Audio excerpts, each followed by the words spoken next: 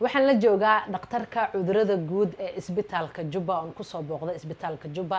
dhakhtarka su'aal ayaan weydiin doonaa. Doctor, waxaan ku weydiinayaa dadka badanaa cuna cuntada dufanka badan ama dufanka badan cuna, haddii ahaan lahayn dadka xanuunada dufanka laga qaado xitaa qaba xitaa oo cuna dufantaas tirada badan leh, maxaa la gudboon ugu horeen?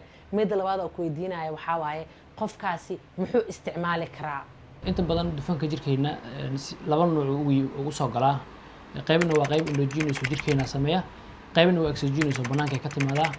oo qaybta jirkeena uu sameeyo inta badan beerka sameeya, kadibna wuxuu ku fasaxaa dhiigga lagu fasaxaa sida cholesterolka oo kale iyo triglyceride-ka iyo yani dufanada la halmaala.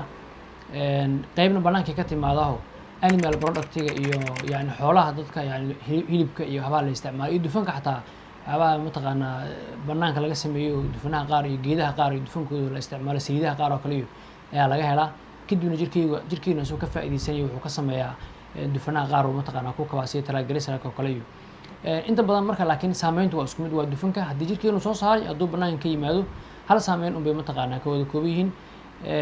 beerkeena wuxuu soo saaraa inta badan majorly cholesterolku inta badan mataqaanaa dufan khatara maahan, laakiin hadduu xaddigii lasoo saaraya aad u bato oo kale ama yani qayb kale ay banaan ka timaado dufana kadibna dufanka saas ku wada bato ayaa mataqaanaa jirkeenu waxay ku tahay khatar ku tahay dufanka. marka si guud dufanku wuxuu saameeyaa meelaha ugu badan uu saameeyo waxaa ka mid ah xididdada, si qaas ah xididdada ugu muhiimsan jirkeena sida kuwa wadnaha oo kale. oo qofka hadduu wadnaha ka saameeyo wuxuu keeni karaa wax la yidhaahdo angina iyo yani xididdadii wadnaha inuu saameeyo, coronary artery disease oo kale inuu keeno, kadibna qofkii hadhow la yidhahdo xididdada qaar kaa xiran wadnaha.